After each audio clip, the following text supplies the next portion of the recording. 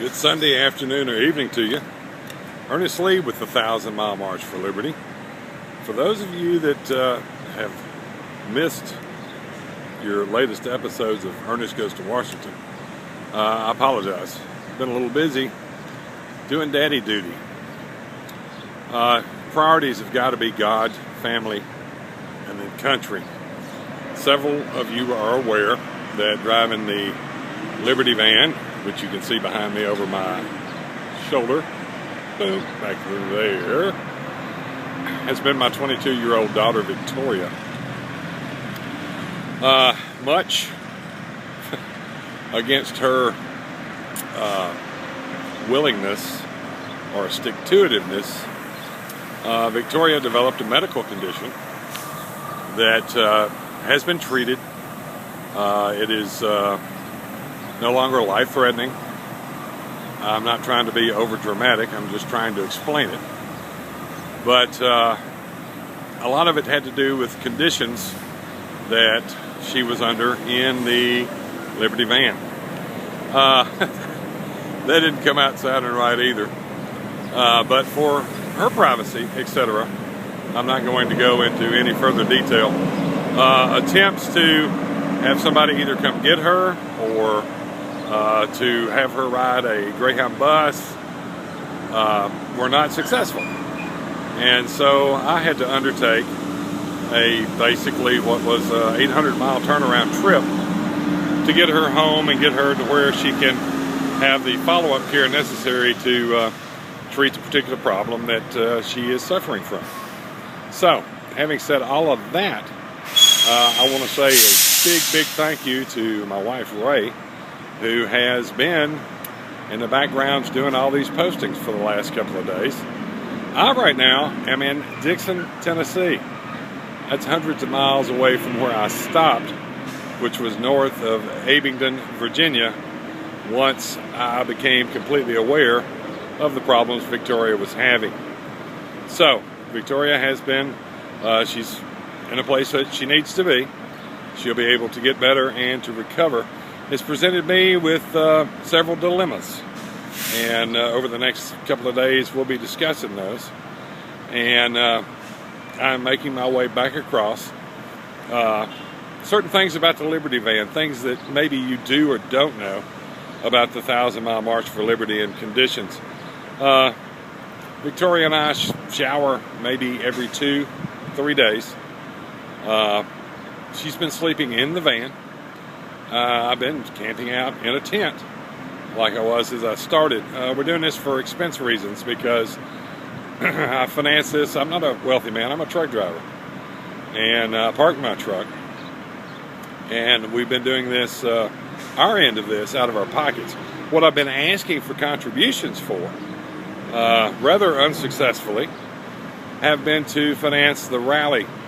And the cost on that were just an estimate.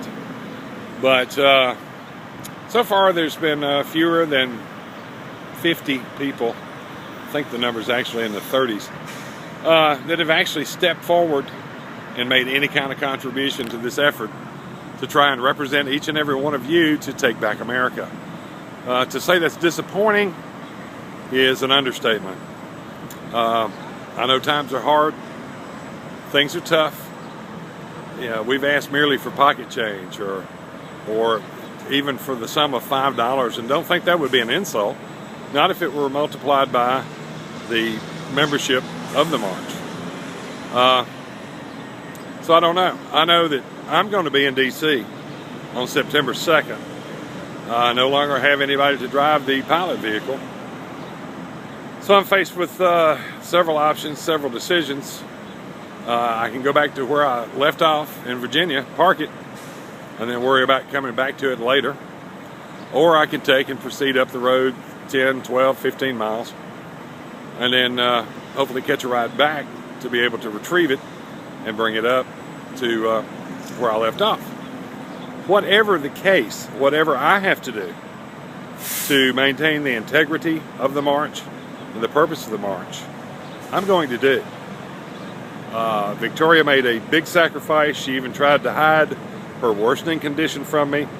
until she actually developed an infection.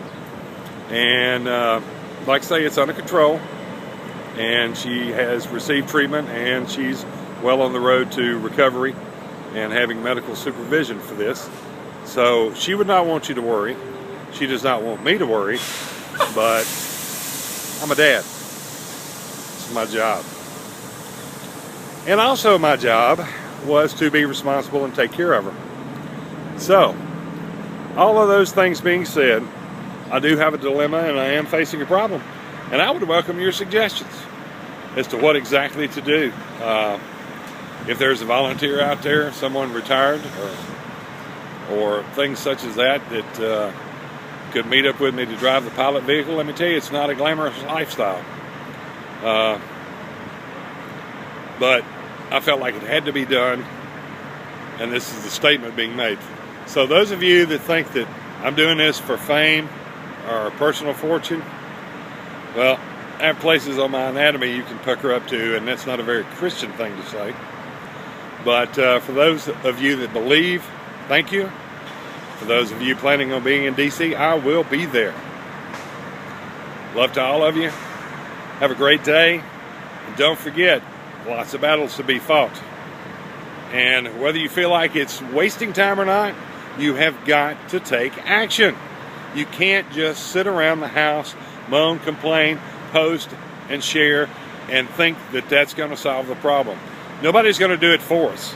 This is going to take every bit of effort of we the people rising up against the tyranny that we are currently living under.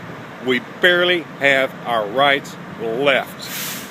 And people laugh at that and say, what are you talking about? I can go to the store, I can do this, I can do that. For now you can. For now you can. How much longer you can? Well, that's really out of your hands. Unless you rise up, join us in this fight to take back America.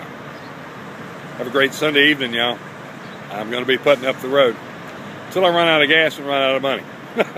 One of the two, whatever it takes. Later.